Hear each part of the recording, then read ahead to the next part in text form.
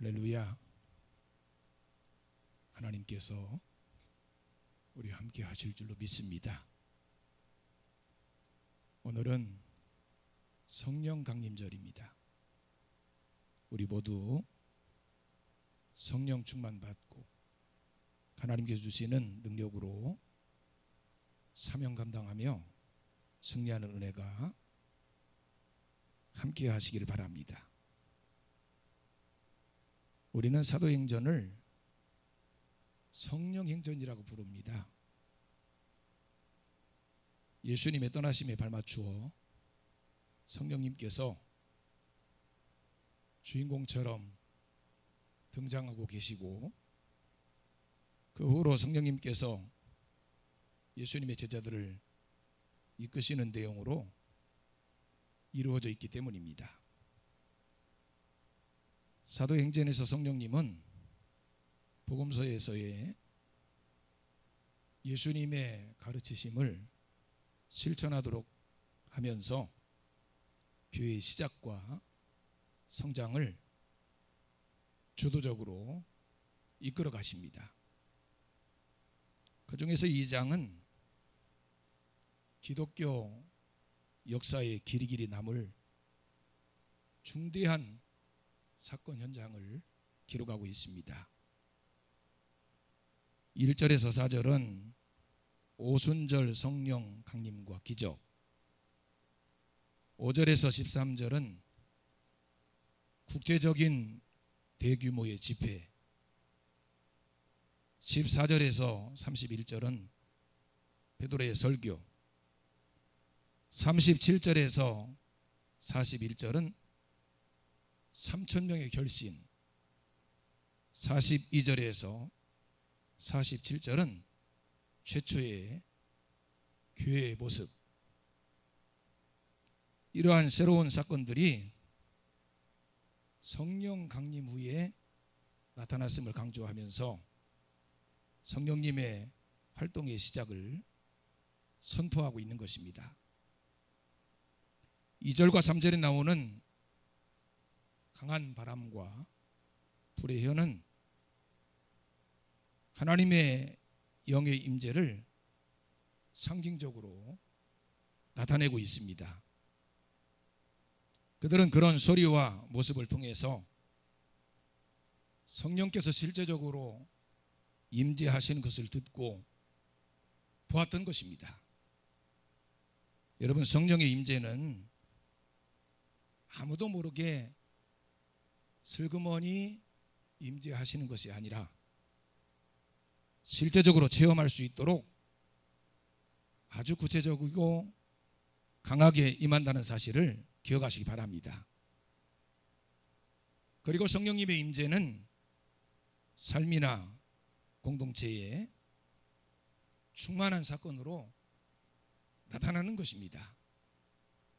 그러면 이러한 성령의 충만함을 위해서 요구되는 세 가지 요건들을 찾아보면서 은혜를 나누도록 하겠습니다.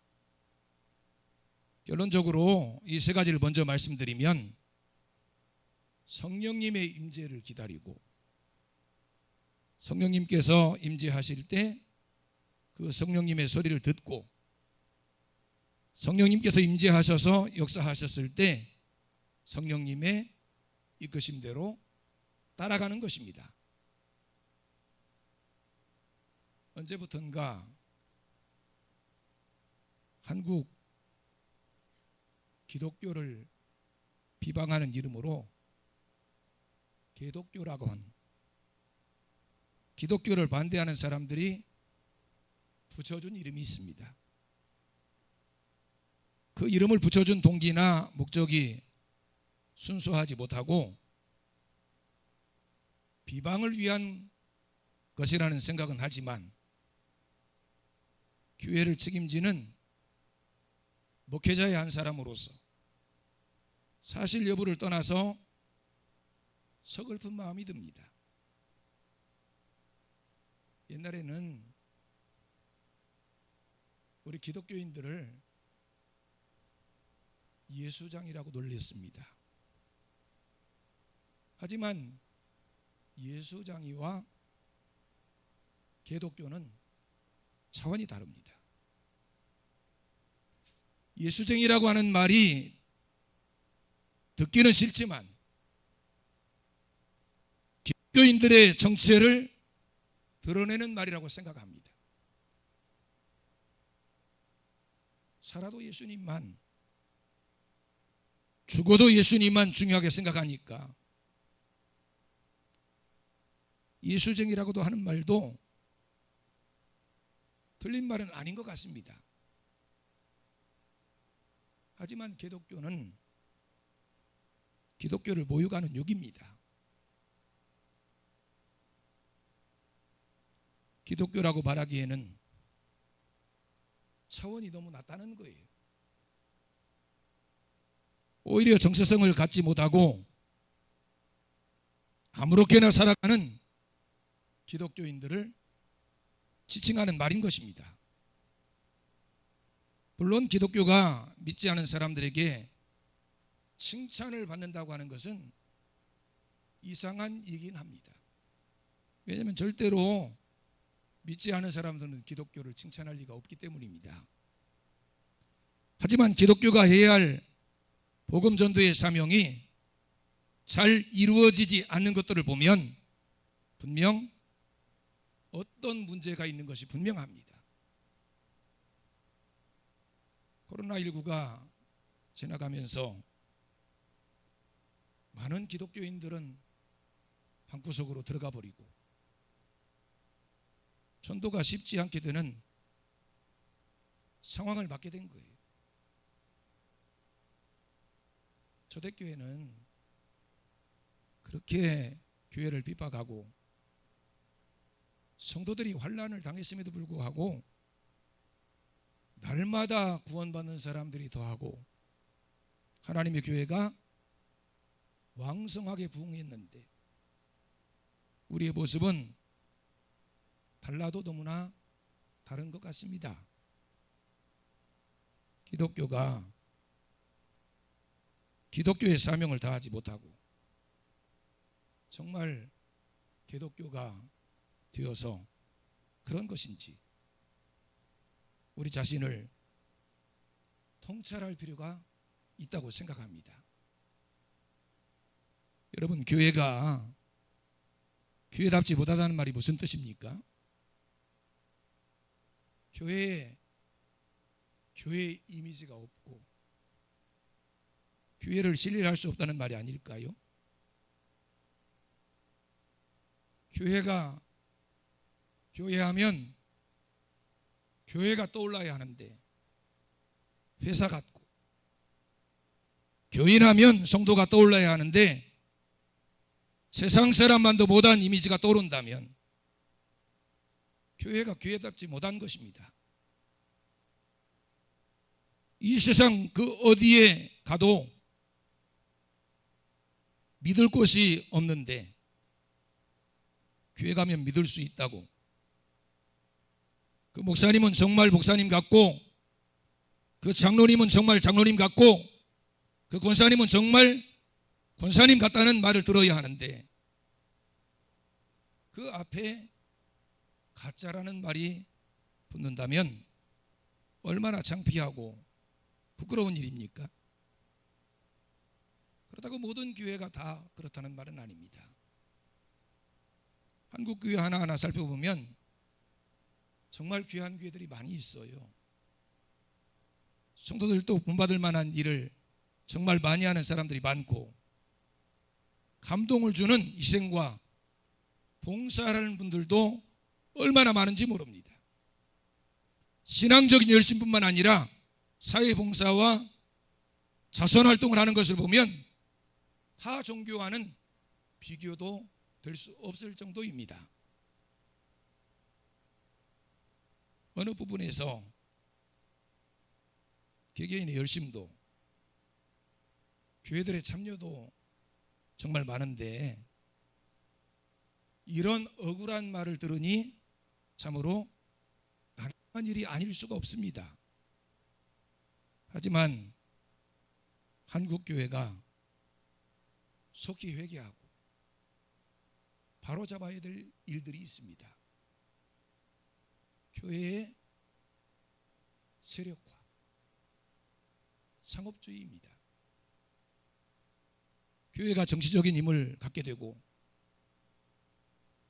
마치 회사가 운영이 되는 것처럼 자기들의 배만 불린다면 어떻게 교회가 교회로서의 역할을 하며 세상 사람들로부터 칭찬을 받을 수 있겠습니까? 성령 충만한 초대교회는 그런 교회가 아니었습니다. 한때는 대통령도 장로이고 국회의장도 장로이고 대법원장도 장로이고 여당 당수도 야당 당수도 장로 집사였던 데가 있습니다. 그럼 우리나라가 그때 얼마나 달라졌습니까? 믿지 않는 사람들처럼 부정과 비리나 저지르며 오히려 기독교를 추락시키는 일을 하지 않았는지 생각해 볼 필요가 있지 않을까요? 교회의 물량주의, 세속적인 기복사상, 사모니즘과 물질주의, 이런 것들이 교회 안에 가득 차 있다면 영적인 힘과 능력을 담을 곳이 어디 있겠습니까? 어떻게 이런 위기 상황을 극복하고 신뢰받는 교회, 감동을 주는 교회를 만들어가야 할지, 그것이 우리의 중요한 숙제가 아닐까요? 우리의 정신이 교회의 시작으로 돌아가야 합니다. 교회가 어떻게 시작이 되었고 어떻게 자라왔는지 우리는 꼭 다시 한번 되돌아볼 필요가 있습니다. 안디옥 교회 성도들이 어떻게 그리스도인이라고 하는 새로운 이름을 갖게 되었습니까? 그것을 한번 생각해 보자는 거예요. 우리는 사도행전 1장과 2장 말씀을 통해서 기독교 역사의 시작과 교회의 시작인 성령님의 오심과 활동에 대해서 살펴볼 수 있습니다. 교회의 신비는 바로 이 성령님이십니다. 물론 그 이르기까지 성부 하나님께서 하신 일, 성자 예수님께서 이루어 놓으신 일을 간과하면 안 될 것입니다. 이 모든 것이 성삼위 하나님께서 이루어 놓으신 위대한 일들입니다. 그 중에 사도행전은 성령님께서 왕성하게 활동하시면서 이루어 놓으신 놀라운 역사들이고, 그 사실을 우리가 바로 깨달을 수 있다면 우리는 새로운 사도행전을 기록하는 사람들이 될 수 있을 것입니다. 오늘 본문에서 성령님과 관련해서 기록된 세 가지 단어는 우리의 마음에 새로운 도전과 희망을 주고 있습니다. 이것이 바로 성령 강림절에 우리가 회복해야 될 신앙의 모습입니다. 첫 번째는 우리의 유일한 희망이신 성령님의 인재하심을 기다리는 마음입니다. 예수님께서 승천하신 후에 제자들은 예수님께서 하신 그 말씀 그대로 약속하신 성령님을 기다렸습니다. 그리고 그 기다림으로 성령 충만받은 성도들이 하나가 되어서 주님의 뜻을 이루어가는 과정에서 교회가 시작된 것입니다. 여러분, 교회는 우리 영혼을 위해서 하나님이 친히 세우신 기관이에요. 여러분, 하나님께서 이 세상에 세우신 두 기관이 있는데 이 두 기관 말고는 하나님이 친히 세우신 기관이 이 세상에 없습니다. 그 기관이 뭡니까? 가장 먼저 하나님이 세우신 기관이 뭐라고 그랬어요? 가정입니다. 하나님께서 천지 만물을 창조하시고 거기 아담과 하와를 두셨습니다. 가정을 이루게 하신 거예요. 사실 이 아담과 하와가 범죄하지 않았다면 교회가 필요했을까요? 그야말로 범죄하기 전에 에덴 동산은 천국이었어요. 그 가정 속에 죄가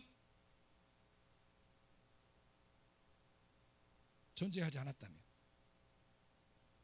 그 가정은 가정 천국이었을 것이고 더 이상 교회라고 하는 기관이 필요 없었을 것입니다. 그런데 죄를 지음으로 말미암아 영혼을 구원해야 하는 아주 중요한 일이 있었기 때문에 교회를 세우신 거예요. 육적인 안식을 위해서 가정을 세우셨고 영적인 안식을 위해서 교회를 세우신 것입니다. 하나님께서는 가정의 어려움도 그렇지만 교회의 어려움을 관심 있게 지켜보고 계십니다. 왜요? 하나님이 친히 세우신 기관이기 때문이에요. 그래서 가정과 교회에 관심을 두는 사람이 복을 받는 것이고 해를 끼치는 사람이 하나님의 저주를 받는 거예요. 여러분의 가정, 여러분의 교회를 복되게 만드시기 바랍니다. 이 두 가지만 잘 돼도 우리는 많은 복을 누리고 살아갈 수 있어요. 우리 주님께서는 교회의 시작을 위해서 아주 중요한 말씀을 하셨습니다. 누가복음 24장 49절입니다. 볼지어다 내가 내 아버지께서 약속하신 것을 너에게 보내리니 너희는 위로부터 능력으로 입혀질 때까지 이 성에 머물라 하시니라. 사도행전 1장 4절입니다. 사도와 함께 모이사 그들에게 분부하여 이르시되 예루살렘을 떠나지 말고 내게서 들은 바 아버지께서 약속하신 것을 기다리라. 우리 주님께서는 오늘도 여전히 변함없이 우리에게 말씀하십니다. 성령 충만 받을 때까지 하나님이 약속하신 것을 하나님이 원하시는 곳에서 기다리라는 것입니다. 기다리지 않는 자에게 성령의 임재는 없습니다. 기다림은 우리 신앙의 가장 아름다운 모습이에요. 하나님의 약속을 믿고 기다린다는 것은 하나님께서 약속하신 것을 귀히 여긴다는 말이고 하나님의 섭리에 귀를 기울이는 자세예요. 절대로 조급하지 마시기 바랍니다. 조급하게 움직인다고 하나님의 일이 되는 게 아니에요. 하나님의 일은 하나님이 하시는 것이기 때문에 하나님을 믿고 기다리는 것이 필요합니다. 사울은 일주일 후에 오겠다고 하는 사무엘 선지자를 기다렸지만 끝까지 기다리지 못했어요. 제사장만 드릴 수 있는 제사를 자신이 친히 드림으로 최대 위기를 맞았습니다. 여러분, 사울이 하나님께 예배드린 것 때문에 버림받았다는 사실에 우리는 주목해야 합니다. 하나님을 예배하는 게 얼마나 중요한 일입니까? 하나님의 사람들이 하나님 앞에 예배드리는 것보다 더 중요한 게 어디 있어요? 근데 하나님께 예배를 드렸는데 저주를 받았다? 우리는 왜 그런 일이 일어났는지 이 말씀에 꼭 주목해야 합니다. 중요한 것은 하나님 뜻대로입니다. 성경은 잠잠히 하나님을 기다리라고 말씀하셔요. 하나님의 약속을 존중히 여기며 기다리는 것이 일을 하는 것보다 더 중요하다고 말씀하십니다. 일을 많이 하고 희생적으로 일하는 것이 중요한 것이 아닙니다. 그보다 더 중요한 것은 하나님을 기다리는 기다림이에요. 교회의 모든 사역과 활동에서 최우선적으로 해야 할 일은 기다리는 일입니다. 성령께서 오셔서 모든 일을 행하실 때까지 기다리시기 바랍니다. 아이디가 없어서, 능력이 없어서, 경험이 없어서가 아닙니다. 하나님의 약속을 신뢰하기 때문에 기다리는 거예요. 함께 모여 기도하는 것도 기다리기 위한 것입니다. 사도행전 1장에 나오는 제자들처럼 마음을 같이 전혀 기도에 힘쓰며 기다리면 성령님께서 임재하시고 역사하심으로 하나님의 일들을 하나님께서 친히 이루어 가실 것입니다.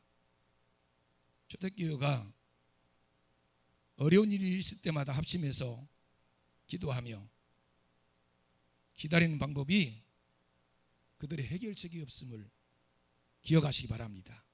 두 번째로, 변화와 새로운 창조는 성령의 감동으로 전해지는 하나님의 말씀을 들음으로 나타납니다. 베드로는 설교를 하면서 모든 사람들아 내 말에 귀를 기울이라고 했습니다. 이스라엘 사람들아 이 말을 들으라. 지금 베드로가 하는 말이 무슨 말이에요? 하나님의 말씀입니다. 베드로의 개인 소견을 지금 말하고 있는 게 아니에요. 베드로가 어떤 경험을 한 체험에 대해서 얘기하는 것 아닙니다. 하나님의 말씀 안에서 이루어졌던 모든 하나님의 말씀들을 지금 사람들 앞에서 선포하고 있는 거예요. 초대교회의 회개와 구원의 역사는 들으라 하는 이 말씀에 순종하는 자들로부터 시작되었습니다. 그 말씀에 귀를 기울이며 듣고 있던 자들에게 성령께서 역사하셨고 회개가 시작된 거예요. 그들이 이 말을 듣고 마음에 찔려 형제들아 우리가 어찌할꼬. 그 말을 받은 사람은 세례를 받음에 이날의 신도의 수가 3,000이나 더하더라. 귀를 기울여서 듣는 신앙이 중요합니다. 사람들의 소리, 세상의 소리에 귀를 기울이지 말고 하나님 말씀에 귀 기울이시기 바랍니다. 하나님 말씀이 들려야 회개하는 것이고 하나님께로 돌아설 수 있는 거예요. 세 번째로, 성령께서 어떻게 역사하시든지 그 뜻대로 힘써야 합니다. 성령의 감동을 받은 말씀을 듣고 마음에 변화받아 구원의 약속을 얻은 자들에게는 성령님의 인도하심에 힘쓸 자세와 힘이 생깁니다. 구원을 얻으려고 힘쓰는 것이 아니라 구원받았기 때문에 힘쓰고 싶은 거예요. 의무적이고 율법적인 신앙이 아니라 복음적이고 은혜 중심의 신앙이 되는 것입니다. 성령의 이끌림이 없이 혼자 결단하고 행하는 힘쓰면 마르다처럼 힘들고 공허하며 불평과 서운함이 생기는 것입니다. 교회 직분자들이 특히 살펴야 될 부분이 바로 이 부분입니다. 사도행전에 나오는 제자들과 성도들은 성령의 임재를 간절히 기다렸고 하나님의 말씀을 가슴으로 받았습니다. 그랬더니 놀라운 변화가 나타나기 시작했어요. 그러고 난 후에 힘쓰의 역사가 나타난 것입니다. 성전에 모이기를 힘썼어요. 예배하기를 힘썼습니다. 더욱 기도하기를 힘썼어요. 봉사에 힘썼고 섬김에 힘썼습니다. 그랬더니 교회가 부흥되기 시작한 거예요. 주께서 날마다 구원받는 사람들을 더해 주셨습니다. 어떤 사람이 나가서 막 전도해 가지고 사람을 끌고 온 게 아니에요. 그죠? 하나님 은혜를 받고 힘썼더니 주님께서 날마다 구원받는 사람들을 더해 주신 것입니다. 여러분, 하나님의 일은 하나님이 하셔요. 다만 사람은 하나님께 쓰임받을 뿐입니다. 교회의 문제는 일할 일꾼이 없고 봉사할 사람이나 헌신할 사람이 없는 것이 아닙니다. 성령님의 음성에 민감하고 성령님의 인도하심에 이끌리는 사람이 없기 때문이고 그 자리에 다른 것들로 가득 차 있기 때문이에요. 성령님의 인도하심을 받는 교회, 성령님의 인도하심을 받는 성도여야 비로소 하나님의 일에 쓰임받을 수 있습니다. 오늘은 전 세계 교회가 성령 강림절로 지키는 주일입니다. 성령님의 소리에 귀를 기울이시기 바랍니다. 성령님의 앞서가심에 힘써 따라가시기 바랍니다. 새로운 삶과 새로운 역사가 펼쳐지게 될 것입니다. 새로운 역사를 기대하며 기다리시고 성령님의 말씀을 들으시고 성령님의 인도하심에 힘쓰시는 우리 모두가 되시기를 주님의 이름으로 축원합니다. 기도하시겠습니다.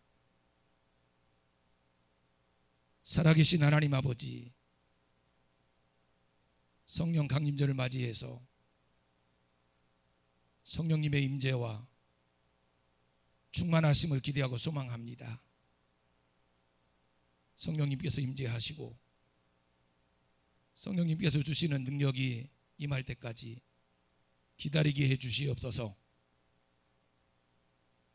성령님께서 하시는 말씀을 듣게 하시고 성령님의 인도하심을 따라 힘쓰는 삶을 살게 해 주시옵소서.